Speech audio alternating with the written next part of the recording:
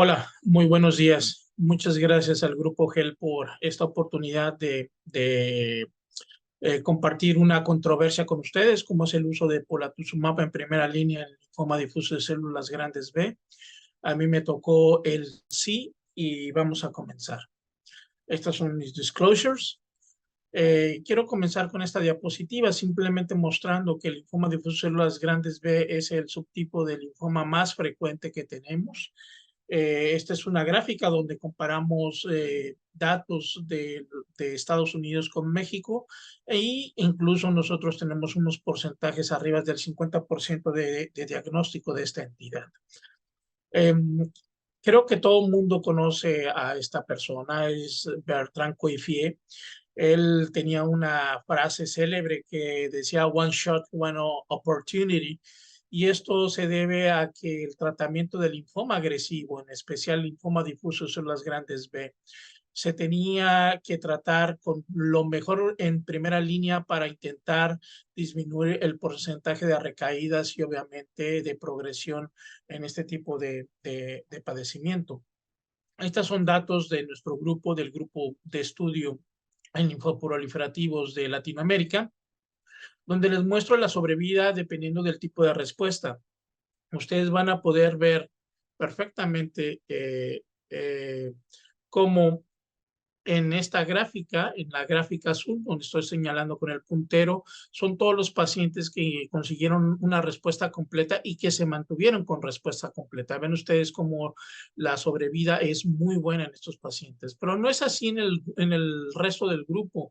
En aquellos que alcanzaron una respuesta completa, pero posteriormente tuvieron una recaída tardía, vean ustedes que la mediana de sobrevida es menos del 60 meses, y no digamos de los que obtuvieron una respuesta completa con una recaída temprana, que es muy similar a aquellos que tuvieron una respuesta parcial en la sobrevida, en la mediana de sobrevida. Y en aquellos, en esta línea verde, que son aquellos que presentaron una falla, la primera línea, los cuales son el peor grupo de todos.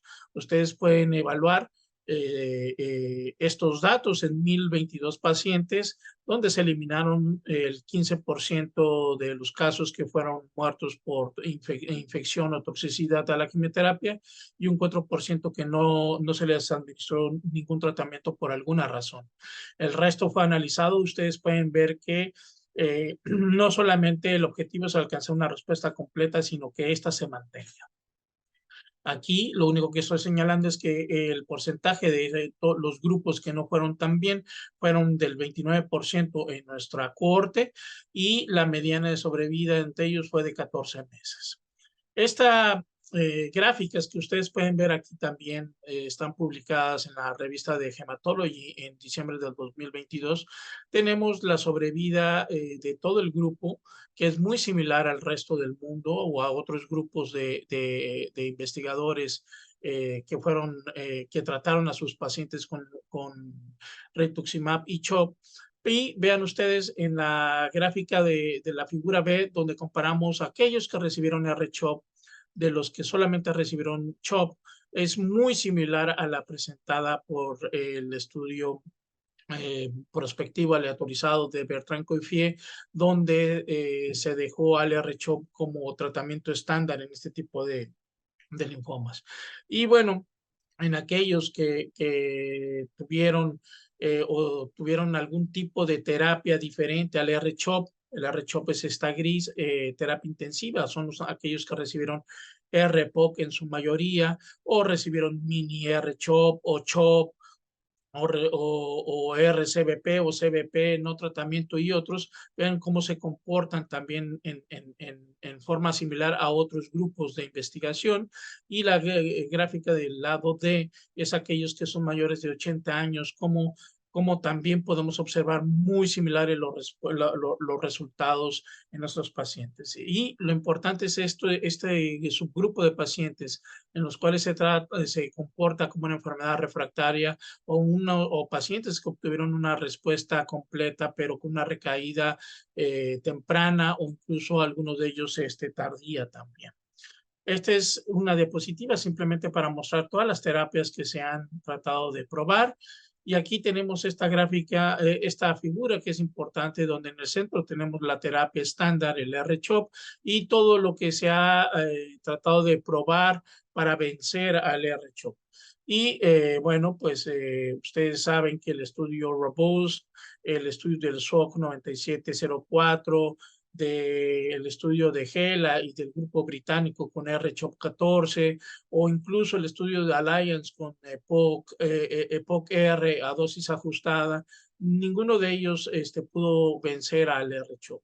Hay algunos dos estudios que ahora les mostraré. Este estudio del estudio Phoenix también quedó en cierta forma, en forma global, no mejor que R-CHOP, pero sí un beneficio en aquellos que tenían menos de 60 años, en un análisis post-tratamiento en el cual se veía una supervivencia global con beneficio. Principalmente en aquellos con un IPI, pues que no era eh, pues avanzado o de alto riesgo. Mientras que hay dos estudios, uno francés con el RABCBP y otro que es el Remodel B de los británicos, agregándole bortezomib, que al final de cuentas parece que sí hay una mejora sobre el R-CHOP, pero el RABCBP es una quimioterapia muy intensa con medicamentos que no tenemos todos los demás, mientras que en el uso de bortezomib se tuvo que esperar a un seguimiento de 5 años para poder alcanzar a ver un beneficio en la sobrevida entre aquellos que recibieron bortezomib y de los que no recibieron bortezomib, y solamente en un subtipo celular que fue el ABC. Y bueno, el día de hoy vamos a analizar el uso de polatuzumab en primera línea en el estudio Polarix, que por lo menos eh, en su en su subrogado principal, que fue la supervivencia libre de progresión, sí cumplió a 2 años esta diferencia estadísticamente, pero bueno, les daré algunos detalles un poco más en específico del por qué sí deberíamos usar polatuzumab en primera línea. En primera, el estudio Polarix, un estudio internacional, fase 3, doble ciego, aleatorizado, placebo control, donde compara el tratamiento estándar R-CHOP contra el tratamiento experimental, que era adicionar polatuzumab a rituximab, ciclofosfamida, doxorubicina y prednisona. Obviamente sin la vincristina, porque polatuzumab tiene una función eh, eh, de destrucción celular muy parecida a la vincristina, y para evitar toxicidades se retiró. Y todos los pacientes eran de riesgo intermedio o de alto riesgo por el índice pronóstico internacional. Se reclutaron 879 pacientes y las terapias se daban cada 21 días por 6 ciclos, ya fuera una con pola o el otro con R-CHOP, seguido de 2 ciclos más de rituximab como monoterapia al final de estos ciclos de quimioterapia, con el punto principal o el objetivo principal, que era la supervivencia libre de progresión. En el lado izquierdo van a ver la tabla de características. La verdad es de que estaba balanceada. Lo único que nos llama la atención es la participación pues de gente que pudiera ser similar a Latinoamérica, que fueron hispánicos en menos del 3%, aunque dice el resto del mundo, y un 13% que estaba balanceado, pues solamente de estos menos del 3% fueron hispánicos. Y lo que quiero señalar con estas flechitas son los grupos de alto riesgo, como los de un estadio avanzado, con afectaciones extranodales igual a 2 o más, con un ECOG de 2, con una deshidrogenasa láctica elevada, con un IPI score también elevado de 3 a 5 en más del 60%. Y bueno, datos algunos interesantes como de el porcentaje de células activadas que también se veía en estos grupos y de los dobles expresores como factores de mal pronóstico. Y vean a su derecha cómo se comportaban estas gráficas. Pola R-CHOP, tanto en supervivencia libre de progresión como en supervivencia libre de evento, así como supervivencia libre de evento, siempre se encontraba en la parte superior con un hazard ratio siempre menor a 1 y con intervalos de confianza que lo hacían estadísticamente significativo. La única diferencia fue que la supervivencia global no hubo ninguna diferencia, pero bueno, recordemos que el seguimiento es muy corto, solamente son 2 años, 24 meses, y que a veces se requiere pues más tiempo, como ya lo vimos en el estudio de REM Model, en el cual se tuvieron que esperar 5 años. Pero hay algunas cosas interesantes de este estudio. En el suplemento hay un apartado que dice el número total de terapias antilinfoma subsecuentes después de la quimioterapia, ya sea con pola o sin pola.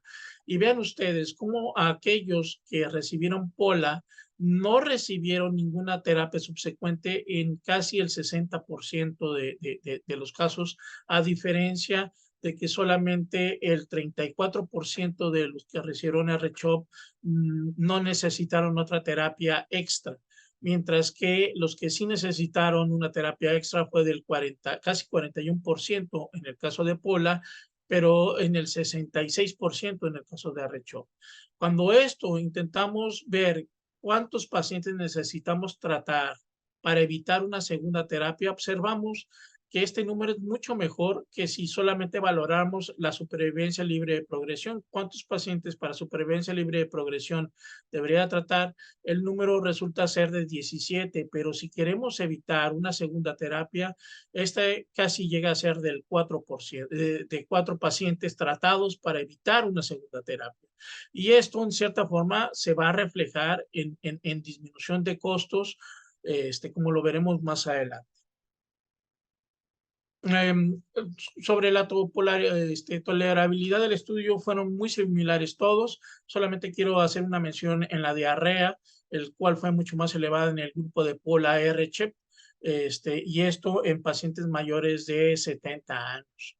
¿Es costo-beneficio usar polatuzumab? Porque esta es una de las preguntas que pueden surgir en nuestros pacientes. Y vean este estudio de calidad de vida y años ganados con una proyección a 5 años. Vean cómo las gráficas tanto de supervivencia libre de progresión como de supervivencia global se van pareciendo mucho. Incluso a 5 años se tiene calculado que hay una separación de estos dos grupos que tal vez sea significativo en ese momento. Y vean ustedes también cómo estas gráficas, lo único que señalan en la línea roja es la mediana de el porcentaje de libre de progresión a 5 años proyectada, que es un 70% para los qualis, mientras que los años ganados estamos hablando que es alrededor de un 70%, con sus extremos que ustedes pueden ver favoreciendo al uso de polatuzumab. Y luego esta gráfica muy interesante en la cual lo que vemos es de que para poder lograr una muy buena respuesta o mantener a los pacientes dentro de una remisión completa prolongada, necesitamos invertir no más de $300,000 en algunos casos o en la mayoría de los casos para poder lograr este objetivo. Y esta, vean ustedes en el área, en la gráfica del lado derecho, en el área como es mucho mayor en la de Pola R-CHOP, y esto solamente nos habla que tiene una supervivencia libre de progresión proyectada a 5 años mucho mayor, con ganancia en el uso de polatuzumab. Y la otra es, bueno, ¿en qué grupos podemos utilizar polatuzumab? Esta diapositiva de Egbert, publicada en British Journal of Cancer en el 22, es muy interesante porque te habla de las variables asociadas a una respuesta no mantenida o recaída en estos pacientes. Y en los círculos, en los cuadros rojos, ustedes pueden ver las variables más importantes, que son estado funcional o performance, la presencia de lactato deshidrogenasa elevada, sitios extranodales o los IPIs, que pueden ser 4 y 5 las de peor, ya conjuntando todas estas variables. Y lo que quiero mostrarles aquí es simplemente que en el grupo Polarix pues había estos factores de riesgo como es la edad mayor de 60, estadios avanzados, deshidrogenasa láctica elevada y afectaciones extranodales mayor de 2 o más, y todos ellos favoreciendo, como pueden ver aquí ustedes en la gráfica del lado derecho, como favoreciendo el uso de polatuzumab. Incluso en aquellos que tienen un IPI de 3 a 5, vean ustedes cómo la diferencia entre Pola y R-CHOP es evidente, favoreciendo al uso de polatuzumab. Algo en particular, los grupos ABC, vean ustedes cómo también hay una respuesta espectacular al usar este polatuzumab. Y bueno, ¿por qué la célula de origen se asocia a una muy buena respuesta a polatuzumab? Primero quiero mostrarles todos estos estudios, fase 1, fase 2, post-marketing, los cuales siempre favorece a la presencia de células ABC comparadas con los centros germinales.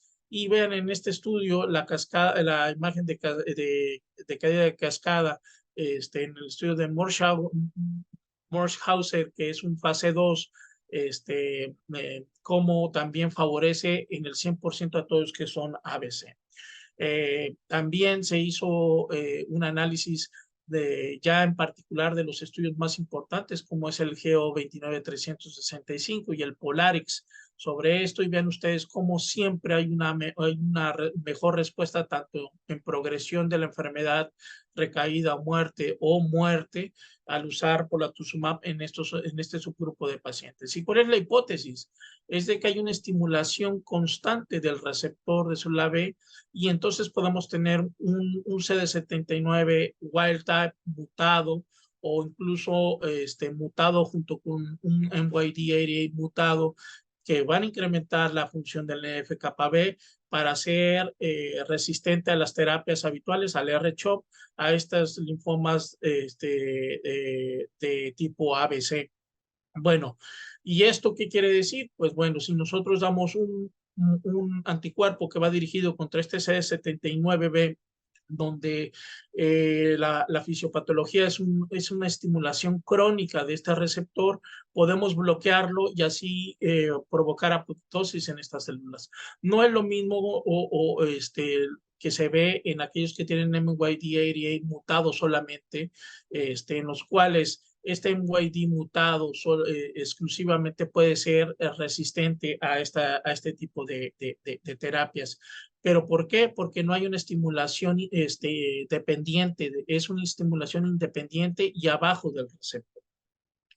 Para esto necesitaríamos saber cuál es el mejor algoritmo para poder establecer quiénes son centros germinales y no centros germinales. Nosotros publicamos un estudio en el Journal Translational Medicine en el 2019 tratando de respondernos esta pregunta a través de algoritmos matemáticos aprendidos a través de una fórmula matemática. Evaluamos diferentes algoritmos y llegamos a la conclusión a través graficado a través de este heat map, que el usar los anticuerpos que utilizó Choi modificado, es decir, utilizar en primera instancia FOXP1 y posteriormente el GZ1, podemos identificar una gran cantidad de pacientes que son ABC, y si nosotros lo hacemos podríamos entonces lograr utilizar o seleccionar muy bien aquellos que vamos a utilizar polatuzumab, que es un medicamento sí caro, pero que podríamos ayudar a estos pacientes. ¿Por qué? Nosotros lo validamos estos resultados en 49 pacientes mexicanos. Ven ustedes que la presencia de centros germinales era de 67%, mientras no centros germinales un 33%, un 2 a 1. Y vean ustedes cómo los centros germinales iban mejor que los no centros germinales. Es por eso que el conocer muy bien o el utilizar este tipo de de algoritmos nos puede ayudar a obtener una sensibilidad, especificidad y accuracy de casi del 95% para detectar a los no centrogerminales. Y bueno, para concluir, pues desde la adición del rituximab al CHOP no había ninguna terapia que mejorara la supervivencia libre de progresión hasta que polatuzumab fue probado y hubo esa mejoría. Eh, Aunque no hay una mejoría en la supervivencia global, debemos recordar que hay estudios como el REMODEL, en el cual hasta los 5 años se pudo lograr ver esa diferencia. El riesgo de progresión, recaída o muerte por el grupo de POLA fue de un 27% menos que el uso de R-CHOP. La toxicidad fue muy similar en ambos grupos y solamente un ligero incremento en la toxicidad gastrointestinal. Y el número a tratar para evitar segundas terapias, cualquiera, radioterapia, quimioterapia o ambas, fue de 4 pacientes solamente. Por lo tanto, podríamos evitar o disminuir los costos porque el paciente que se trata recaído o refractario va a incrementar los costos también. No hay ningún estudio al respecto. Sería una línea de investigación interesante para nuestro grupo como grupo latinoamericano. El punto más importante en el Polarex pues fue la mejoría de la supervivencia libre de progresión en un subgrupo de poca respuesta al R-CHOP, como es el grupo ABC o no centrogerminal, y necesitamos evaluar las células de origen con inmunohistoquímica porque es lo más barato para nuestro grupo y poder seleccionar en una forma correcta el polatuzumab. Para esto estamos ya haciendo una colaboración con el MD Anderson, con Luis Malpica, para poder tratar de llevar a confirmar estos datos que observamos nosotros en lo publicado. Muchas gracias y quedo con ustedes para cualquier duda o pregunta. Obviamente ha habido una buena defensa a la presentación del doctor Villela.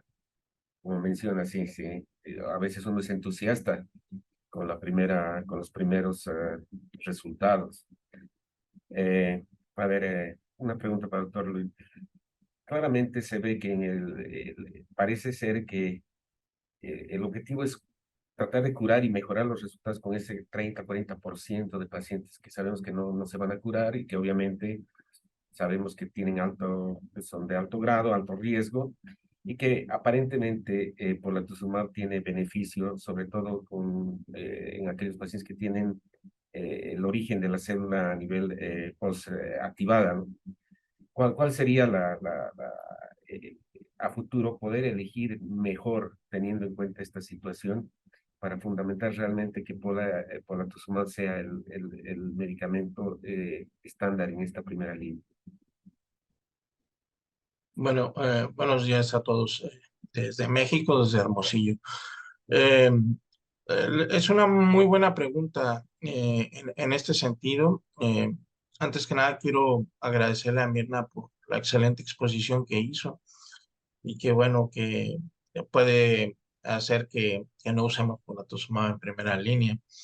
Eh, Sin embargo, yo creo que yo soy un obsesivo de los biomarcadores porque pienso que ellos nos pueden ayudar a obtener subgrupos para mejores tratamientos. Yo sigo pensando que los tratamientos no deben de ser como receta de ya es un difuso, demos lo mismo a todos como si fuera un mismo escenario.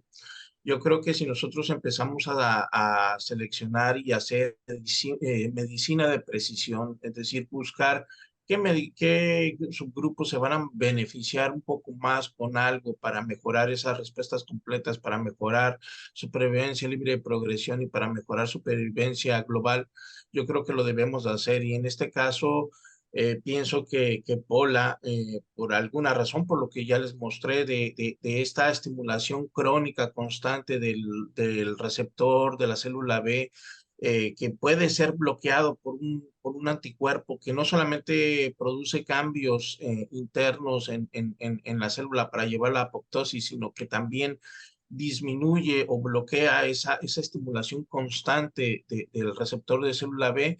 Yo creo que es ahí donde está la clave para utilizar mejor el medicamento y que lo caro en cierta forma, pues se transforme en beneficios para el paciente.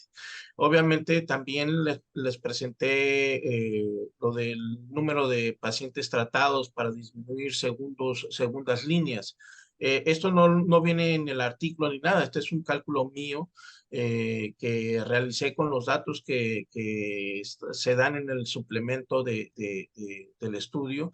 Y la verdad es de que es muy interesante. Son 4 pacientes a los cuales necesitamos tratar a 4 para poder evitar que lleguen a una segunda línea. Y eso también nos refleja de que en cierta forma esos gastos en pacientes recaídos o refractarios primarios que tengan que utilizar una segunda línea disminuyan, pues también nos ayuda a que los gastos no sean tan elevados. Muy bien. Obviamente Luis presenta esta perspectiva, es una perspectiva del primer mundo, seguramente muy cerca por la cercanía que tiene el Estado con el norte, pero la realidad probablemente viene a través de lo que la doctora Mirna nos presenta, porque pues la realidad en nuestro país es diferente, ¿sí? Si bien el costo-beneficio parece superar esto, realmente el costo es privativo en muchos de nuestros países. La pregunta, doctora Mina, no sé si en México se está diseñando o se está empleando no sé si en la seguridad social o en el sistema de salud que usted, en el que usted se desempeña, si existe algún trabajo con polatuzumab en primera línea, identificando obviamente estos pacientes de alto riesgo que se van a beneficiar, obviamente, del tratamiento en primera línea. Bueno, nosotros no participamos en el estudio Polarix. Estamos por iniciar un proyecto con polatuzumab, también patrocinado por quien vende este producto, en comparación, adicionando un anticuerpo biespecífico. Pero, de hecho, polatuzumab está aprobado en México, pero no en primera línea, ¿no? Entonces, y la verdad es que intentar utilizarlo en el sistema de seguridad pública, en nuestro país son diferentes sistemas de seguridad.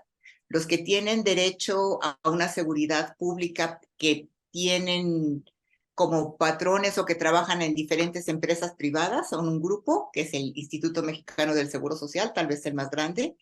Los que trabajamos en empresas de gobierno, que tenemos una institución también, un acceso a la salud pública a través de otra institución, y un grupo tercero de pacientes que no tienen ni una ni otra, que lo hacen prácticamente a lo que es la Secretaría de Salud. Sabemos que hoy en día se están tratando de fusionar un poco estos sistemas, todavía para muchos no nos queda totalmente claro cómo va a ser, pero en realidad en la seguridad pública no está utilizándose, por lo menos en el Instituto Nacional de Cancerología. No tenemos, a pesar de que está aprobado en segunda línea, no tenemos polatuzumab para utilizarlo ni siquiera en segunda línea, ¿no? Entonces, pues menos en primera línea. De forma privada, bueno, sí se puede utilizar este medicamento, dado que se encuentra aprobado por guías NCCN, y muchos seguros de gastos médicos se basan justamente en el consenso que se da a través de guías NCCN para utilizar estos tratamientos. Pero la verdad es que en México la gente que tiene acceso a un seguro de gastos médicos de forma privada no llega al 10%. Muy bien, definitivamente, ¿no? En el chat se menciona que en adultos ABC con IPI elevado, por ahora parece ser que Polarix lleva la ventaja. Sí, una pregunta. Dice, el grupo molecular MD88 que tiene alterado C79B a la vez, ¿podrá beneficiarse de inhibidores de Bruton? Es interesante que desde hace muchos años se dejó como el ABC y el tipo centro germinal, pero dentro de estos existen marcadores que apenas están realmente conociendo, y mucho de que no hayamos podido avanzar en el tratamiento de este grupo de pacientes y sigamos con este 30-40% de pacientes que no responden bien a primera línea, pues obedece a que no conocemos bien y a fondo la biología de esta enfermedad, porque hablar de difuso en realidad debe ser hablar de un grupo de linfomas, no de uno solo. O sea, los pacientes que por ejemplo, como están preguntando, tienen MID88, son un subgrupo de pacientes que frecuentemente tienen enfermedad extranodal, afección hacia el sistema nervioso central, ¿no? Nosotros hemos hecho un análisis que estamos ya por publicar aquí dentro del Instituto Nacional de Cancerología, en el cual analizamos 82 genes por GNS, y sí tenemos un subgrupo importante de pacientes que tienen mutaciones de MID88, pero pues la verdad es que estas mutaciones confirman lo ya conocido en la literatura en cuanto al comportamiento clínico, ¿no? Los que recaen pronto al sistema nervioso central, los que se presentan con 3 o 4 sitios extranodales, pero cuando uno hace la diferencia en curvas de supervivencia, porque todos fueron tratados con R-CHOP, no tiene un impacto como tal en supervivencia global el tener mutación de MID88 o no tener. No sé, Luis, tú qué puedas opinar. No, estoy totalmente de acuerdo contigo. Yo creo que esa es otra de las cosas que debemos de trabajar en Latinoamérica, al intentar empezar a hacer, buscar biomarcadores para tratar de afinar el tratamiento y lo mismo, el que tengas MIT88 mutado, sí te provoca el recaídas tempranas y todo eso, pero bueno, por lo menos en lo que hemos visto todavía podemos rescatarlos momentáneamente porque de igual forma los recursos son pocos y bueno, en algunos pacientes, en especial en recaídas al sistema nervioso central, que hemos tenido la fortuna, porque no crean que es de que yo doy a todos un inhibidor de BTK. En particular son dos pacientes que hemos tenido y que han tenido la suerte de que se les ha apoyado tal vez por la juventud y todo esto de ellos, y han tenido muy buenas respuestas con el uso de inhibidores de BTK en pacientes con mutación de MID88. Pero desafortunadamente esa no es la verdadera cara de la atención de nuestros pacientes. Seguimos dando quimioterapias de segunda línea convencionales, y los que podemos también rescatar con trasplante, pues lo hacemos, que son los menos por el retraso, la poca facilidad de llevarlos a un procedimiento todavía en esta parte. Tal vez Mirna tiene un poco más de facilidad, que en su unidad tiene al lado prácticamente tiene la sala de trasplante, pero bueno, también como en todos lados en Latinoamérica debe tener sus dificultades al respecto. Una pregunta, tenemos todavía un minuto. Hay una pregunta que me parece interesante. Paula, en linfoma no Hodgkin difuso asociado a HIV, menciona si hay alguna consideración en Polarix y si en primera línea tendría algún beneficio en estos pacientes. ¿Quieres contestarme? Bueno, Polarix no incluyó a pacientes que fueran HIV positivos. Entonces, creo que lo que pudiéramos decir en realidad sería un poco más como opinión personal que como una conclusión basada en evidencia, ¿no? Y honestamente creo que si bien considero que polatuzumab da un beneficio en algunos subgrupos, no en todos los pacientes con linfoma difuso de células grandes B, con mayor razón tendría que realizarse un estudio en pacientes con HIV para poder decir si realmente este grupo de pacientes se beneficia o no de la adición de polatuzumab. Igualmente, yo creo que Polarix no incluyó HIV, es decir, hay que recordar que los estudios de fase 3 de este tipo siempre van a buscar que el paciente pueda, pues, tener una mejor tolerabilidad, que pueda terminar el estudio y demás. Y en ellos no se incluyó HIV, entonces es igual que lo que comentó Mirna, es una opinión personal. Eh, yo creo que no debería de existir ningún problema en el sentido de darlo, es decir, podría tener los mismos resultados que se tienen en Polarix, pero obviamente se requieren estudios especiales para poder definir si esta población no presenta mayor grado de infecciones o algún otro tipo de complicación al agregar polatuzumab en HIV. En teoría no, pero Muy bien, También correcto. depende de la cuenta de CDs, ¿no? De CD4. totalmente. Y eso hasta con R-CHOP. Exactamente. CD4 muy bajos no van Muy a bajo, responder. inclusive no les das rituximab, ¿no? Entonces, también habría que ver eso. De acuerdo. Bueno, el clásico mexicano, en parte, brillante la participación de la autora Mina y el doctor Luis.